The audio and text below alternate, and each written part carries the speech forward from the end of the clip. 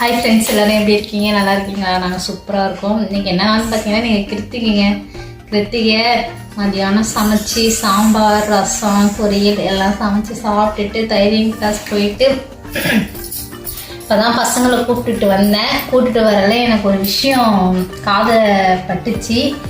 சரி, இதை உங்கள்கிட்ட நம்ம ஷேர் பண்ணுவோம். அவங்க செய்கிறேன்னு சொன்னாங்க, பொருளும் வாங்கிட்டு போனாங்க. செஞ்சு இன்னைக்கு ரிசல்ட் என்னன்னு தெரிஞ்சுதா, சரி அதனால நம்ம அதை உங்கள்கிட்ட சொல்லுவோம் அப்படின்னு சொல்லிட்டு வந்திருக்கேன். ஆனால் இது நான் ட்ரை பண்ணி பார்க்கல. ட்ரை பண்ணி பார்த்தவங்க நான் பார்த்ததுனால இது நான் உங்கள்கிட்ட சொல்கிறேன். இது இப்போ எனக்கு இது யூஸ்ஃபுல் கிடையாது. யூஸ்ஃபுல் உண்டு தாங்க. இது அதாவது இன்னும் நான் இது ட்ரை பண்ணல. இது என்னன்னு பார்த்தீங்கன்னா, நம்ம முடி கொட்டுறதுக்கும் கொட்டாமல் இருக்கிறதுக்கும், நரமுடி இந்த மாரி வெள்ளை வெள்ளை முடி. ஏன்னா இப்போ பார்த்தீங்கன்னா, இப்போ இருக்கிற ஜென்ரேஷனில் வயசு ஒரு 20 வயசு 25 வயசுக்குலாமே பார்த்தீங்கன்னா பாதி முடி வெள்ளையாகிடுதுங்க. இப்போ எல்லாருக்குமே அது ஒரு நம்ம உடம்புல அது என்ன எதனால் அப்படி ஆகுதுன்னு தெரியல. இப்போலாம் அந்த மாரி ஆகிடுது.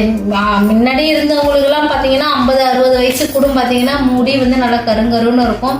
இப்போலாம் 25 வயசுக்கிட்டே பார்த்தீங்கன்னா எல்லாருக்குமே முடி நார்மலாக கருப்பாக வெள்ளையாக ஆகிடுது. எனக்கே உள்ளார 1-2 இருக்குங்க. இதில் என்ன இருக்குது உங்கள்கிட்ட சொல்கிறதுக்கு?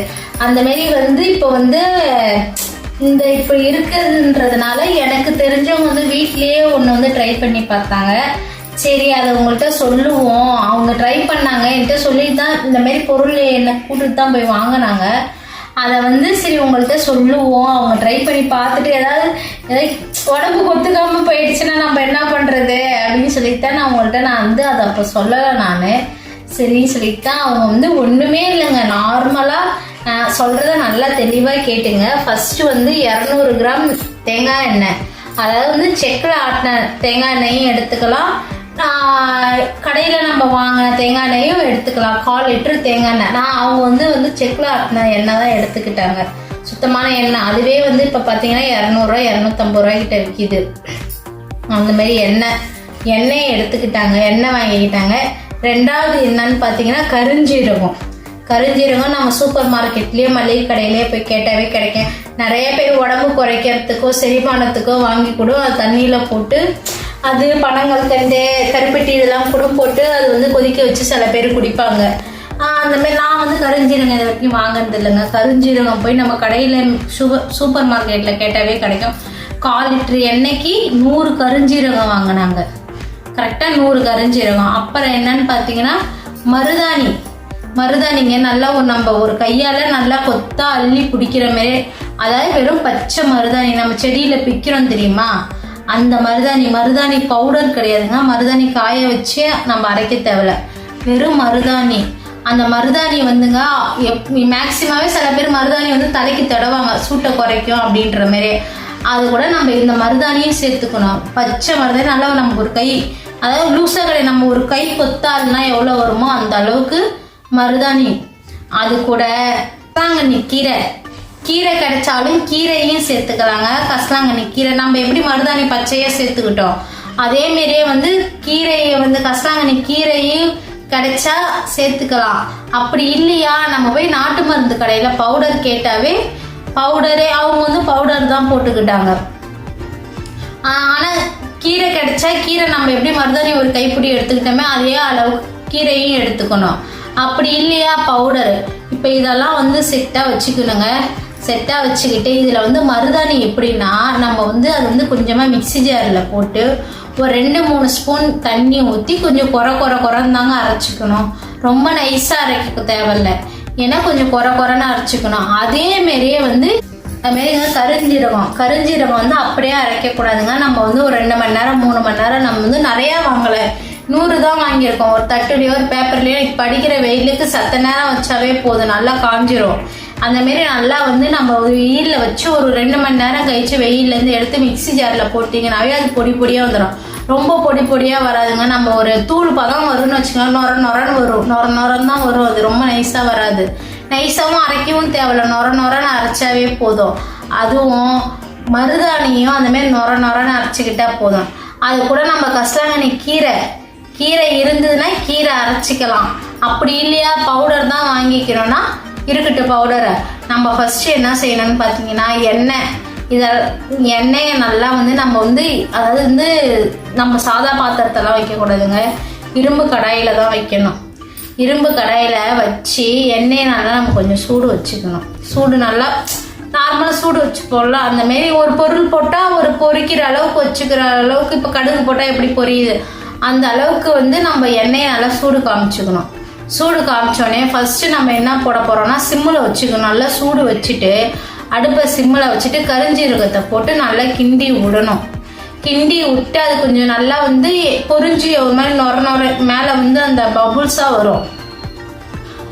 அதை வந்து என்ன செய்யணும், அதை அடங்குற அளவுக்கு வச்சுருந்து அடுத்தது நம்ம அரைச்சி வச்சோம் தெரியுமா, அந்த மருதாணியை போடணும்.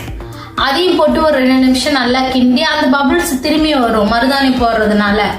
அது வந்து திரும்பி அதை வந்து நல்லா அது அடங்கி வந்ததுக்கப்புறம் நம்ம வந்து என்ன செய்யணும், இப்போ வந்து கசலாங்கண்ணி கீரை நம்ம அரைக்கல, அதனால பவுடர் தான் வச்சுருக்கோம். பவுடர் வந்து இப்போ 100 கிராம் பவுடர்லாம் தேவையில்லைங்க, ஏன்னா அது 100 கிராம்லாம் அதிகமாக இருக்கும்.